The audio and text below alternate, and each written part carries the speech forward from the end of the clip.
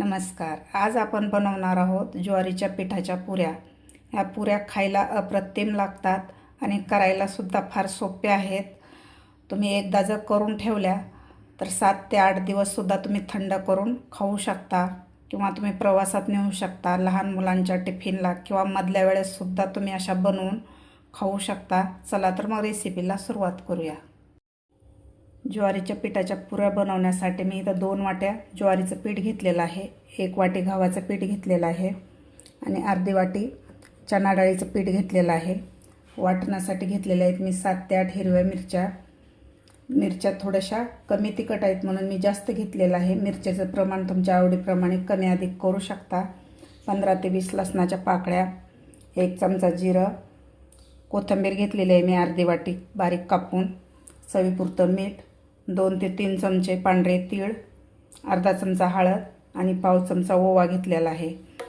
सध्या आषाढ महिना चालू आहे, तर आषाढ महिन्यात वेगवेगळे तळणीचे पदार्थ केले जातात. गोड पुऱ्या, तिखट पुऱ्या, गोड कापण्या असे बरेच प्रकार केले जातात. तर आज आपण ज्वारीच्या पिठापासून पुऱ्या बनवणार आहोत.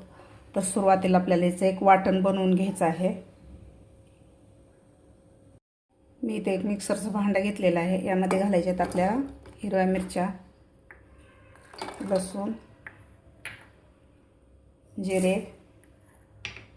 आता याचं एक वाटण थोडंसं जाडसर काढून घ्यायचं आहे आपल्याला, न पाणी घालता. इथे एक बाउल घेतलेला आहे. यामध्ये घालायचं आपल्याला ज्वारीचं पीठ, गव्हाचं पीठ. तुम्हाला जर जास्त नरम पुऱ्या हव्या असतील तर तुम्ही गव्हाचं पीठसुद्धा यामध्ये वाढवू शकता. चणा डाळीचं पीठ. तर यामध्ये घालायचे आहेत आपल्याला तीळ, हळद, थोडासा ओवा घालायचा आहे,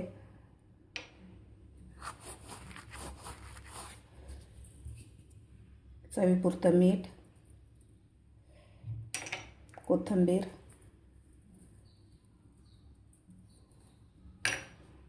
आता याला आपल्याला व्यवस्थित मिक्स करून घ्यायचं आहे.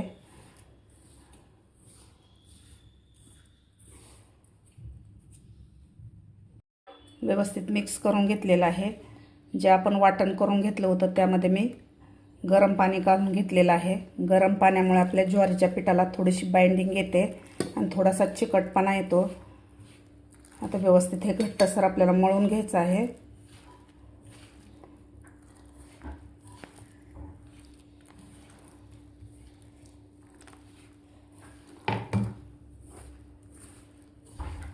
थोडंसं घट्टसरच मळायचं आहे, त्यामुळे आपल्या पुऱ्याला व्यवस्थित करता येतात आणि पाणी सुटत नाही ज्वारीच्या पिठाला घट्टसर मळल्यानंतर.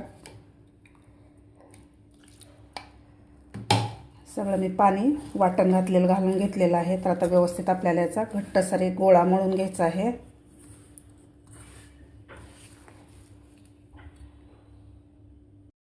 अशा प्रकारे मी पीठ घट्टसर मळून घेतलेलं आहे. आपल्याला घट्टसरच पीठ मळायचं आहे म्हणजे पुऱ्या व्यवस्थित लाटता येतात. आता लगेचच आपल्याला याच्या पुऱ्या बनवायला घ्यायच्या आहेत. जास्त वेळ जर पीठ ठेवलं तर याला पाणी सुटू शकतं. लगेचच आपण याच्या छोट्या छोट्या लाट्या बनवूया किंवा तुम्ही एक पोळी लाटून एखाद्या झाकणानं किंवा वाटीनं तुम्ही त्याच्या पुऱ्या बनवू शकता. अशा प्रकारे आपल्याला याच्या लाट्या बनवून घ्यायच्या आहेत. यापासून तुम्ही या पिठापासून धपाटेसुद्धा बनवू शकता. पण पुऱ्या जर बनवल्या तरी जास्त दिवस पुऱ्या टिकतात. अशा प्रकारे आपल्याला लाट्या बनवून घ्यायच्या आहेत.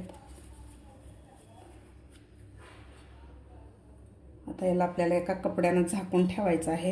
आता लगेचच आपण पुऱ्या लाटूया. आता यामधली आपल्याला एक लाटी घ्यायची आहे, म्हणजेच गोळा घ्यायचा आहे. इथं मी गव्हाचं पीठ घेतलेलं आहे. यामध्ये बुडवून आपल्याला याची पुरी लाटायची आहे.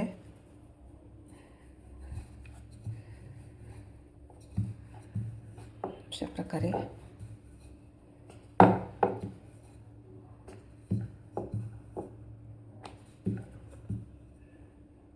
प्रकारे पुरी लाटलेली आहे.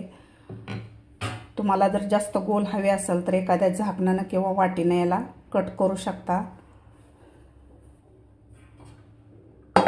अशा प्रकारे आपल्याला पुऱ्या लाटून घ्यायच्या आहेत.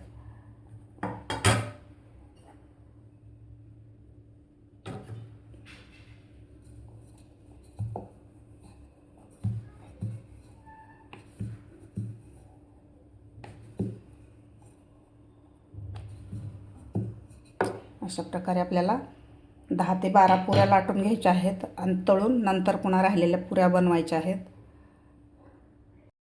अशा प्रकारे मी 6 ते 7 पुऱ्या लाटून घेतलेल्या आहेत.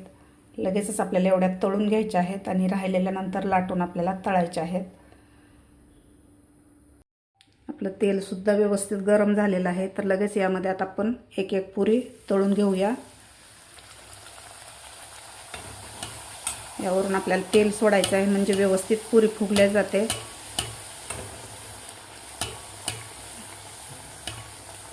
गोल्डन कलर होईपर्यंत आपल्याला या पुऱ्या तळून घ्यायच्या आहेत, म्हणजे जास्त दिवस पुऱ्या टिकतात आणि खायला पण खूप छान लागतात. असा गोल्डन कलर होईपर्यंत आपल्याला या पुऱ्या तळायच्या आहेत.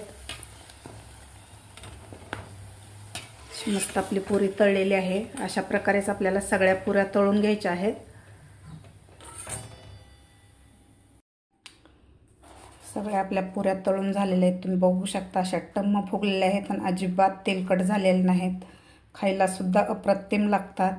आषाढ महिना चालू आहे, तर अशा प्रकारे तुम्ही सुद्धा नक्की करून बघा. तुम्हाला माझी आजची ही रेसिपी कशी वाटली नक्की कमेंट करून सांगा. माझा व्हिडिओ आवडल्यास एक लाईक नक्की करा. हा व्हिडिओ तुमच्या मित्रमैत्रिणीला शेअर करा. माझ्या चॅनलला अजून सबस्क्राईब केलं नसेल तर सबस्क्राईब करा.